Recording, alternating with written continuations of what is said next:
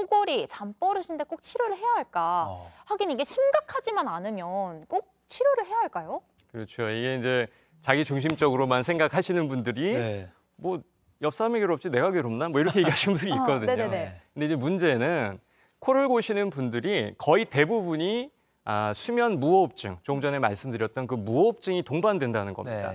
이게 왜 문제가 되냐 하면 사람이 저녁에 잠을 자는 이유는 사실은 쉬면서 머리랑 몸이 그 다음날 활동할 수 있는 상태를 만들려고 하는 거거든요.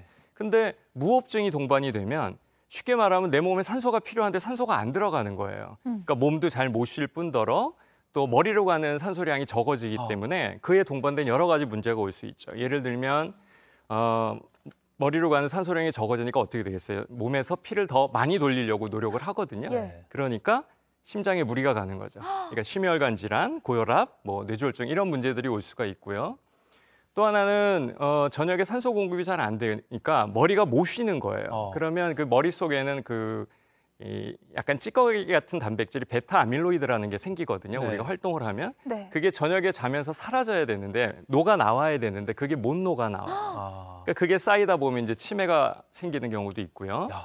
되게 심각한 생각보다 확장이 될 수 있네요. 그렇죠. 이제 어른들 같은 경우는 이제 그 다음날 저녁에 잠 못 자면 어때요? 다음날 일하기 좀 피곤하잖아요. 그래서 무기력하게 되기도 하고 뭐 낮에 기면증도 오고 낮잠도 많이 자게 되고 특히 어린이 같은 경우에는 소아의 경우에는 이 학습 저하라든지 뭐 성장이 조금 발달이 덜 된다든지 왜냐하면 저녁에 잘 때 성장 호르몬이 나오는데 그게 안 되니까 또 발달에 장애가 온다든지 이런 여러 가지 문제가 올 수 있습니다. 그러면 치료가 필요한 코골이인지는 어떻게 좀 자가 진단할 수 있을까요?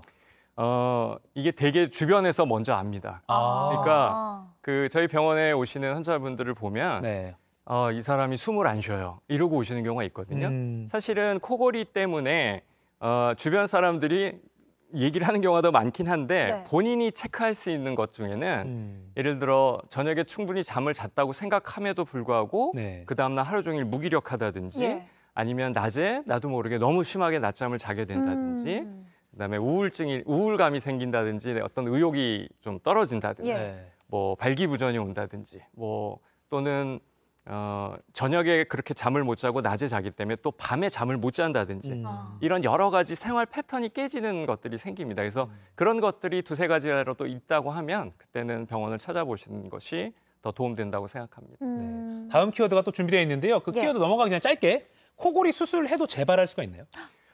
코골이 수술한 다음에 재발한다는 분들이 꽤 있으신데요. 그거는 정확한 적응증을 찾지 못해서 그런 겁니다. 그러니까 코골이 치료를 크게 보면 기계를 쓰는 게 있고 수술을 하는 방법이 있거든요. 근데 이제 그거를 정확하게 구분하기 위해서는 수면다원 검사라는 검사를 해서 이 사람의 해부학적인 문제가 있는지 다른 문제가 있는지를 파악을 해서 치료 방침을 결정을 해야 되는데 무작정 뭐 목젖을 잘라내는 수술을 예전에는 그런 수술을 코골이 수술이라고 했거든요. 20년 전에는. 근데 그런 수술만 하는 게 아니라 원인을 찾아서 그 기계를 쓰든 아니면 코에 문제가 있으면 코 쪽을 해결해 주든 이런 것들을 동반해야 정확하게 치료를 할 수가 있습니다.